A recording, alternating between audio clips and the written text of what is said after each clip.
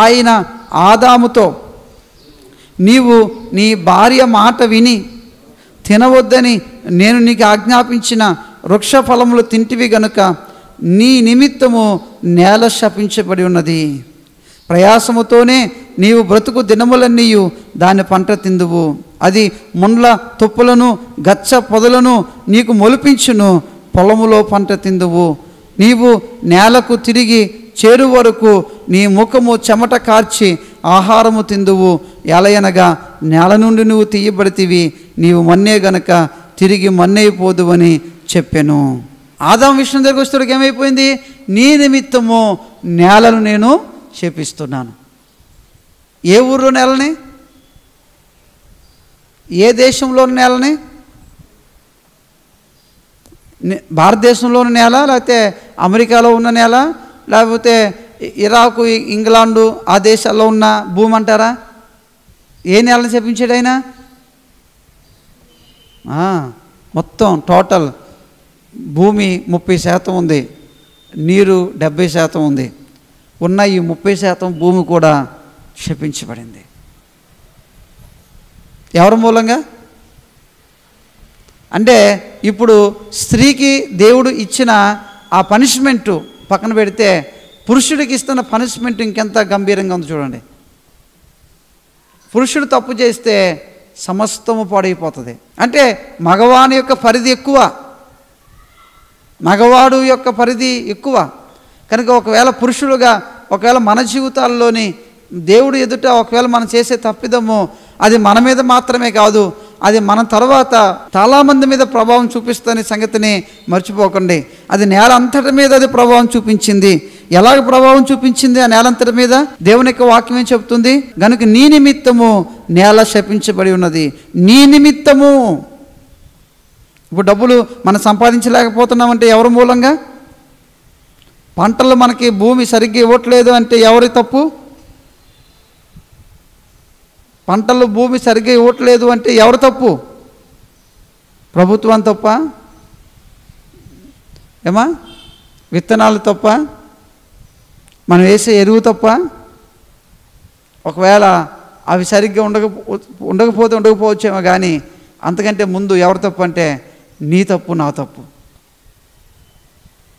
నేను పండించిన పంట నాకు చేతికి సరిగ్గా రాలేదు అంటే, నేను చేసిన పనులు నాకు జీతం సరిగ్గా రావట్లేదు అంటే, నేను వెళ్తున్న ఉద్యోగం దగ్గర నాకు సరిగ్గా నా కూలి నాకు అందించబడతలేదు అంటే, అది నువ్వు పనిచేసే కంపెనీ తప్పో, లేకపోతే నువ్వు పనిచేసే ఉద్యోగం చేసే అక్కడ ఆఫీస్ తప్పో, ఆ ఆర్గనైజేషన్ తప్పో అని వాళ్ళు నువ్వు నిందించడానికి ముందు ఆ గతి ఎందుకు పట్టింది? ఆ గతి ఎందుకు పట్టింది మనకి? మన నిమిత్తమే. ఒకవేళ ఇప్పుడు ఉద్యోగులందరూ కూడా మాకు శాలరీ తక్కువ వచ్చేసిందని రోడ్డు మీద స్ట్రైకులు చేస్తున్నారు. ఎవరు తప్పది? ప్రభుత్వం తప్పు అయితే ఉండొచ్చు, ఉద్యోగులు తప్పు అయితే ఉండొచ్చు, లేకపోతే ఇంకెవరు తప్పైనా అయితే ఉండొచ్చు. కానీ అంతకంటే ముందు ఎవరు తప్పది? మన తప్పది. అలా ఒప్పుకునే వాళ్ళు ఎవరైనా ఉన్నారు? ఇప్పుడు నా నిమిత్తమే నేల శపించబడింది, నా నిమిత్తమే ఈ పంట శపించబడింది, నా నిమిత్తమే ఈ చేను శపించబడింది, నా నిమిత్తమే నా పని శపించబడింది, అందుకే నా శాలరీ నాకు ఇంత వస్తుంది, చాలినంతగా ఉంది, ఇంకా కష్టపడవలసి వస్తుంది అంటే ఇప్పుడు ఏంటి? ఒక చోట జాబ్ చేస్తే ఆ జాబ్ మూలంగా సరిపోక పార్ట్ టైమ్గా మళ్ళీ ఆటో నడపడమో, పార్ట్ టైమ్గా ఇంకొక కంపెనీలో పనిచేయడమో, పార్ట్ టైమ్గా ఇంకో దగ్గరికి వెళ్ళి ఇంకొక వ్యాపారం చేయడమో, ఇంకోటి చేయడమో. ఎందుకు? పాస్టర్ గారు మాకు వచ్చే కంపెనీలో శాలరీ సగం ఈ రెంట్కే పోతుందండి, ఇంక మిగిలిన డబ్బులతో మేమేం తింటాము, అందుకని వచ్చిన తర్వాత ఆటో కొనుక్కున్నాను, ఆటో నడుపుతున్నాను, ఆటో తీసుకెళ్తున్నాను అంటే అర్థం ఏంటి? కష్టపడింది సరిపోవట్లేదు, ప్రయాసపడింది సరిపోవట్లేదు. ఎంత వచ్చేవాడికి సరిపోవట్లేదు? 10,000 వచ్చేవాడికి సరిపోవట్లేదా? ₹1,00,000 వచ్చేవాడికి సరిపోవట్లేదా? ఎవరికి సరిపోవట్లేదు? మీరు అనుకుంటారు నా జీతం తక్కువ అనుకుంటావు. ₹1,00,000 జీతం వచ్చేవాడి దగ్గరికి వెళ్ళండి, నెల అయ్యేటప్పటికి చేతులు రూపాయి లేకుండా అయిపోవచ్చు వాళ్ళకు కూడా. నేను చూశాను, నాతో చాలామంది చెప్పారు వాళ్ళు, మాకు పేరుకి నెలకి ₹1,00,000 జీతం సార్, కానీ ఈ నెలలో ఇంకా డబ్బులు అప్పు చేయవలసి వస్తుంది కొన్నిసార్లు మాకు. అదేంటి పాస్టర్ గారు, మాకు 10,000 ఉంటేనే చాలా వరకు చదివేసుకుంటున్నాం, ₹1,00,000 ఉంటే ఇంకెలా ఉండాలా? మీకు తెలుసా, డాక్టర్స్ డబ్బులు బాగా సంపాదిస్తారనుకుంటాం, కానీ చాలామంది డాక్టర్స్ ఆ డబ్బుల విషయాల్లో ఆత్మహత్య చేసుకుని చచ్చిపోయిన వాళ్ళు ఉన్నారు. అమలాపురం దగ్గర ఆర్థోపెడిక్ డాక్టర్, వాళ్ళ అబ్బాయి కూడా MBBS డాక్టరు, కుటుంబం అంతా కూడా పాయిజన్ తీసుకుని చచ్చిపోయింది. ఏ అంటే అప్పుల బాధలు, ఆర్థిక ఇబ్బందులు. ఎన్ని వేలు వస్తాయి వాళ్ళకి, ఎన్ని లక్షలు వస్తాయి వాళ్ళకి? అయినప్పటికీ కూడా ఎక్కడో వారి యొక్క జీవితంలోని ఆ ప్రయాస, ఆ వేదన, ఆ దుఃఖం, ఇది ఎవరి మూలంగా వచ్చింది? మనం చేసే సంస్థల మూలంగా వచ్చిందా? మనకు ఉద్యోగం ఇచ్చిన ఆర్గనైజేషన్ వల్ల వచ్చిందా? లేకపోతే మన కూలికి వెళ్తున్నా అక్కడ వచ్చిందా సమస్య? అక్కడ కాదు వచ్చింది. ఎక్కడ వచ్చింది ఈ సమస్య? ప్రారంభంలోనే వచ్చింది ఈ సమస్య, అది మన మూలంగానే వచ్చింది. కనుక దయచేసి గమనించండి, ఇక్కడ నీ ప్రయాస ఎక్కువ అవుతుంది, నువ్వు చెమటోడుస్తావు, నువ్వు ఖచ్చితంగా కష్టపడతావు, నువ్వు నేల నుండి తీయబడ్డవు కనుక మళ్ళీ ఎక్కడికి చేరుతావు? నువ్వు నేలకే వెళ్తావు. నేలకి వెళ్ళే వరకు నీకు ఖచ్చితంగా ఏం కలుగుతుంది? చాలామంది కొంత ఫూలిష్నెస్ ప్రార్థన చేస్తారు. ఏమని చేస్తారంటే, ప్రభువా నాకు మా కుటుంబానికి చుట్టూ నీ కంచు నుంచి ఏది రాని ఇక్కడ చేయ ప్రభువా. వెరీ గుడ్, ప్రార్థన మంచిదే, కానీ ఏది రానియకుండా ఎలా ఉంటుంది? ఏ స్థాయిలో ఉన్నవాడికైనా, ఎంత ఆధ్యాత్మికంగా బతికేవాడికైనా, ఒకవేళ ప్రభుని యేసుక్రీస్తు దగ్గరికి మనం వచ్చాం, ఆయన రక్తం చేత కడగబడ్డాం, ఆయన యందు విశ్వాసం ఉంచాం, ఒకవేళ దాన్ని తప్పించుకుంటూ ప్రభువుతో మనం బ్రతికేస్తాం, ముందుకెళ్ళిపోవచ్చు. యేసుప్రభు దగ్గరికి వచ్చాం కాబట్టి ఇంకా తలనొప్పి రాకుండా ఉంటుందంటారా? యేసుప్రభు దగ్గరికి వచ్చాం కాబట్టి కడుపు నొప్పి రాకుండా ఉంటుందంటారా? యేసుప్రభు దగ్గరికి వచ్చాం కాబట్టి కరోనా రాకుండా ఉంటుందంటారా? చెప్పండి. లోకమంతటి మీదకి దేవుడు తన తెగులు పంపించినప్పుడు ఆ తెగుల్లో ఒకవేళ ఇబ్బంది పడవలసిన వ్యక్తులందరూ ఇబ్బంది పడవలసిందే, ఆ బాధకు లోనవ్వవలసిన వాళ్ళందరూ లోనవ్వవలసిందే. దేవుడు ఒకవేళ కాపాడుకోవాలనుకుంటే, దేవుడు ఒకవేళ రక్షించుకోవాలనుకుంటే తన భద్రతనిస్తాడు, తన క్షేమాన్ని ఇస్తాడు. కానీ మానవుని యొక్క అవిధేయత అన్నది ఉందే, మానవుని యొక్క దేవుడి నుండి దూరం అయ్యాడు అనేది ఉందే, అది మనిషికి చివరికి ఏ స్థాయికి మనిషిని దిగజార్చిందంటే మట్టి దగ్గరికి తీసుకెళ్ళింది. చివరికి నువ్వు మన్నులో నుంచి వచ్చావు కాబట్టి నువ్వు మన్ను అయిపోతావు. ఇక్కడ సమస్య ఏంటంటే, నేను మన్ను అయిపోతాను అని బాధపడడం కాదు, నేను చెమట ఓడిస్తాను అని బాధపడడం కాదు, నేను ప్రయాసపడతాను, నా జీవితం అంతా కష్టానికి లోనైపోతుంది అని బాధపడడం కాదు. ఆ పరిస్థితుల్లో సైతం కూడా మళ్ళా తిరిగి ప్రభువుని హత్తుకోవడం, ప్రభు వైపు చూడడం, దేవుని తట్టు మరలపరచడం కావాలి మనకి. బాధపడే వాళ్ళు చాలామంది ఉన్నారు, ఆ బాధలో దేవుని వైపు తిరిగే వాళ్ళు ఎంతమంది? ఇబ్బంది పడే వాళ్ళు చాలామంది ఉన్నారు, కరువు చేత, ఆకలి చేత, దప్పిక చేత, వస్త్రహీనత చేత, ఎన్నో రకాలుగా కుటుంబాలలో సతమతం అయిపోతున్న వాళ్ళు ఈరోజు భూమి మీద లక్షల మంది ఉన్నారు, కోట్ల మంది ఉన్నారు.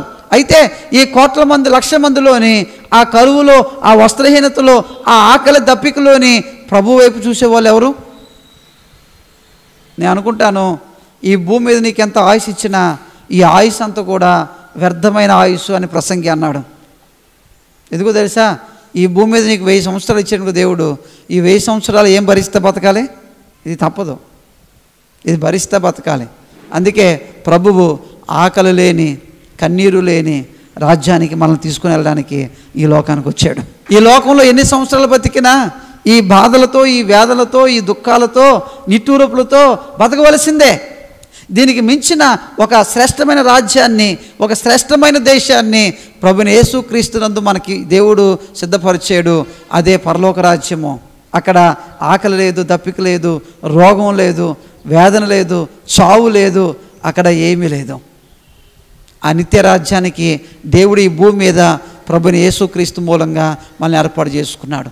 అందుకే మనం మాత్రమే కాదు, బైబిల్ ఏం చెప్తుందంటే, రోమీయులకు రాసిన పత్రిక 8వ అధ్యాయంలోని 18, 19 మనం చదువుకుంటే ఇలా రాస్తుంది, మన ఎడల ప్రత్యక్షము కాబోవు మహిమ ఎదుట ఇప్పటి కాలపు శ్రమలు ఎన్నతగినవి కావని ఎంచుచున్నాను అని చెప్పి, దేవుని కుమారుల ప్రత్యక్షత కొరకు సృష్టి మిగుల ఆశతో తేరి చూచుచు కనిపెట్టుచున్నది.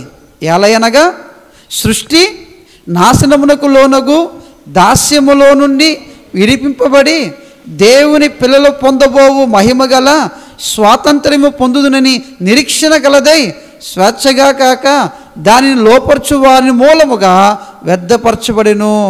సృష్టి యావత్తు ఇది వరకు ఏకాగ్రీవంగా మూలుగుచు ప్రసవ వేదన పడుచున్నదని ఎరుగుదుము. అంటే ఈ సృష్టి యావత్తు కూడా ఏం చేస్తూ ఉందంట? ప్రసవ వేదన పడతా ఉంది, మూలుగుతూ ఉంది. దేనికి? విడుదల కొరకు. మీకు తెలుసో తెలియదో, పేతురు రాసిన పత్రికలో ఏం రాస్తుంది? పంచభూతాలు మిక్కటమైన వేండ్రముతో ఏమైపోతాయంట? లయమైపోతాయి. పంచభూతాలు, ఈ ఏదైతే ఇప్పుడు గాలి మన మధ్యలో ఉందో, ఏదైతే ఇప్పుడు అగ్ని మన మధ్యలో ఉందో, ఏదైతే ఇప్పుడు మనకి మధ్యలో భూమి ఉందో, నీరుందో, మన కంటికి ఏమైతే ఇప్పుడు ఆకాశం కనపడుతుందో, ఈ ఆకాశము, ఈ భూమి, ఈ గాలి, ఈ పంచభూతాలు ఏమైతే ఉన్నాయో మిక్కటమైన వేండ్రలంతో ఇవన్నీ కూడా లయమైపోతాయి, కాల్చివేయబడతాయంట. అంటే ఈ భూమి, ఈ ఆకాశము, ఈ యొక్క గాలి, ఇవన్నీ కూడా దేని కొరకు ఎదురు చూస్తున్నాయంట? విడుదల కొరకు ఎదురు చూస్తున్నాయంట. ఎందుకని? ఇవన్నీ ఏమైపోయినాయి? మనిషి మూలంగా శపించబడ్డాయి, మనిషి మూలంగా ఇవన్నీ వ్యర్థపరచబడ్డాయి, మనిషి మూలంగా ఇవన్నీ వేదనకు లోనయ్యి మూలుగుతూ ఉన్నాయి. అందుకే హైందువులు అంటారు, ఈ భూమి పాప భారాన్ని మోయలేకపోతుందండి. భూమి ఏం మోయలేకపోతుందంట? పాప భారాన్ని. విన్నారు ఎప్పుడైనా మాట ఇది? పాప భారాన్ని భూమి మోయలేకపోతుంది. ఇప్పుడు కాదు, అప్పటి నుంచి చెబుతుంది భూమి, అప్పటి నుంచి మాట్లాడుతుంది, అయ్యో నేను మనిషి మూలంగా శపించబడ్డాను. ఎందుకంటే మనిషి ముందు సృజించబడ్డా? భూమి ఆకాశంలో ముందు సృజించబడ్డాయా? ఏ సృజించబడ్డాయి ముందు? భూమి ఆకాశం సృజించాడు దేవుడు ముందు. అప్పుడు ఈ భూమి ఆకాశంలో ఎలా ఉంది? శూన్యం. అదే సూర్యుడు వచ్చాడు, చంద్రుడు వచ్చాడు, నక్షత్రాలు వచ్చినవి, చెట్లు వచ్చినవి, అన్నీ వచ్చినాయి కదా. అవన్నీ అప్పుడు వేదనకు లోనైనయా? అప్పుడేమైనా మూలిగినయా? అప్పుడేమైనా శాపితానికి లోనైనవి? అవి మనిషి తప్పు చేసేంతవరకు ఈ సృష్టిలోని ఏది మనిషికి హానికరమైంది కాదు. మనిషి ఎప్పుడైతే తప్పు చేశాడో అప్పుడు సృష్టిలో ఉన్న యావత్తు కూడా మానవుడికి హానికరంగా మారిపోయింది. మనం పీల్చుకునే గాలి ప్రమాదమే, ఆ సూర్యుడు మనకు ప్రమాదమే, గాలి అడగపోతే ప్రమాదమే, గాలి ఎక్కువ ఆడినా ప్రమాదమే, సూర్యునికి వెలుగు లేకపోతే ప్రమాదం, ఎక్కువ వస్తే ప్రమాదమే, వర్షం లేకపోతే ప్రమాదం, వర్షం ఎక్కువైనా ప్రమాదమే. చూసారా మీరు ఎలా మారిపోయినాయో అన్నీ? అతివృష్టి అనావృష్టి అయిపోయింది. అంటే అర్థమైంది, మనతో పాటు ఈ భూమి, ఆకాశంలో అన్నీ ఏమైపోయినవి? శపించి పడిపోయినాయి. అవన్నీ మూలుగుతున్నాయి ఇప్పుడు. అయ్యా మేము అన్నీ అదుపు తప్పేశాం. సూర్యుడు సరిగ్గా పనిచేయని రోజు వచ్చేస్తుంది, చంద్రుడు సరిగ్గా పనిచేయని రోజు వస్తుంది, ఈ భూమి సరిగ్గా పనిచేయని రోజు వస్తుంది. ఈ సృష్టిలో యావత్తు కూడా సరిగ్గా పనిచేయకుండా అన్నీ కరప్ట్ అయిపోయి, అన్నీ దారి తప్పి, అన్నీ దాని ఏర్పాటును తప్పే ఆ రోజు ఒకటి వస్తుంది. ఎందుకంటే అన్నీ శపించబడ్డాయి మన మూలంగా.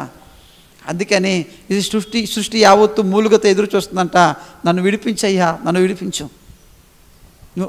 ఈ సృష్టి యావత్తు విడిపించబడాలంటే ఒకటి జరగాల. అదేంటంటే దేవుని కుమారుల యొక్క ప్రత్యక్షత జరగాల. ఎవరి ప్రత్యక్షత? దేవుని కుమారులు. ఎవరు దేవుని కుమారులు? ఇక్కడ యేసు రక్తంలో కడగబడ్డ వాళ్ళు, ప్రభు రక్తంలో కడగబడ్డ వాళ్ళు, ప్రభునందు విశ్వాసం ఉంచి ఈ లోకంలో మాలిన్యం అంటించుకోకుండా తమ పరిశుద్ధతను కాపాడుకుంటూ ఆయన రాకడ కొరకు ఎదురు చూస్తారే, అలా ఎదురు చూస్తున్న ఈ బిడ్డలందరూ కూడా యేసు ప్రభు మధ్యాకాశంలోకి వచ్చినప్పుడు వీళ్ళందరూ కూడా మధ్యాకాశంలోకి వెళ్తారు. ఆయన మళ్ళీ భూమి మీదకి వస్తాడు. 1000 సంవత్సరాలు ఈ భూమి మీద ఆయన పరిపాలన చేస్తాడు. ఆ పరిపాలన అయిన తర్వాత ఈ భూమి, ఆ ఆకాశం లయమైపోతాయి. ఇక అప్పుడు దేవుడు మన కొరకు ఏం ఏర్పాటు చేస్తాడు? కొత్త భూమిని, కొత్త ఆకాశాన్ని. అందులో ఇక శపితమైంది ఏది ఉండదు. అందులోని ఇంకా గొర్రెపిల్ల, సింహము ఒక దిక్కునే ఉంటాయి. చాలా అద్భుతంగా ఉంటుంది. ఒకవేళ జంతువులు ఏముంటాయి ఏముండవు నాకు తెలియదు, కానీ అక్కడ పక్షులు ఏముంటాయి ఏముండవు నాకు తెలియదు, కానీ క్రీస్తు రక్తంలో కడగబడ్డ ప్రతి వ్యక్తి అక్కడ ఉంటాడు. దేవునికి స్తోత్రం కలను కాక. కనుక ఒక అద్భుతమైన, అంటే ఒక మంటికి వెళ్ళిపోయే జీవితం నుంచి మహిమకి వెళ్ళే జీవితానికి ప్రభు మనల్ని తీసుకొచ్చాడు. అలాగున దేవుడు మన యొక్క జీవితాలని ఏర్పాటు చేసుకున్నాడు. అది కేవలం ప్రభు అయిన యేసుక్రీస్తు మూలంగానే. అందుకే ఆ చివరి వచనం ఇలా రాస్తుంది చూడండి. దేవుడైన యెహోవా ఆదాముకును అతని భార్యకును సర్మపు చొక్కాయలను చేయించి వారికి తొడిగించెను. అయితే ఈ భాగం దగ్గర ఇక్కడ ఆగుదాం మనం. ఇక్కడ ఆగి కొంత దేవుడు వారిద్దరి పట్ల ఏం చూపించాడంటే కనికరం చూపించాడు. అనగా పైనంతా ఏం చేశాడు? కాఠిన్యాన్ని చూపించాడు. కిందకు వచ్చేవాడికి ఏం చూపించాడు? కనికరాన్ని చూపించాడు. పైనంతా వాళ్ళని ఏం చేశాడు? శపించాడు. కిందకు వచ్చేవాడికి ఏం చేశాడు? కౌగిలించుకున్నాడు, ఆదరించాడు. ఎందుకు? వాళ్ళకేం తొడిగించాడు? చర్మపు చొక్కాయలను తొడిగించాడు. చర్మపు చొక్కాయలు దేనికి తొడిగించాడు? వారి దిగంబరత్వాన్ని కప్పాడు.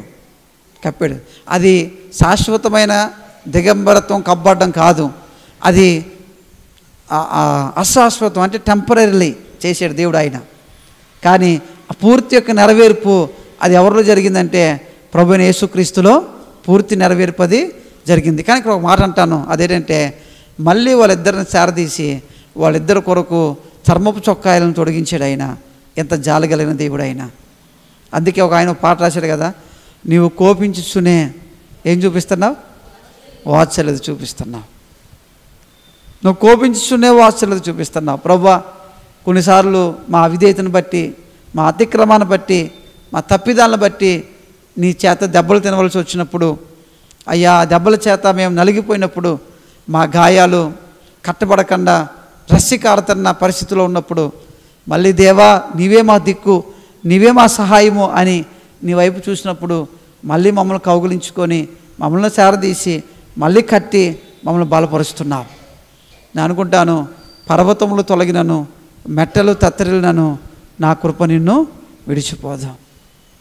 దేవుడు అనేక మార్లు ఒకవేళ మనం చేసిన అవిధేయతను బట్టి, మనం చేసిన పాపాన్ని బట్టి, మనం చేసిన అతిక్రమాన్ని బట్టి మన మీద దేవుడు కోపగించుకున్నప్పటికీ కూడా, కోపగించుకున్న దేవుడు మనల్ని ఆ కోపంలోనే బలి చేయడండి. ఆ కోపాన్ని అలా ఉంచుకొని మళ్ళీ మన మీద కనికరం చూపించడానికి ఇష్టపడతాడు నాకు తెలిసి. అందుకే ఈ ప్రేమ కలిగిన దేవుని దగ్గర నుంచి ఎక్కడికి వెళ్ళిపోగలం? ఈ ప్రేమ కలిగిన దేవుని దగ్గర నుంచి ఎవరి దగ్గరికి వెళ్ళిపోగలం? ఈ ప్రేమ కలిగిన దేవుని దగ్గర నుంచి ఎవరి వైపు తిప్పబడగలం?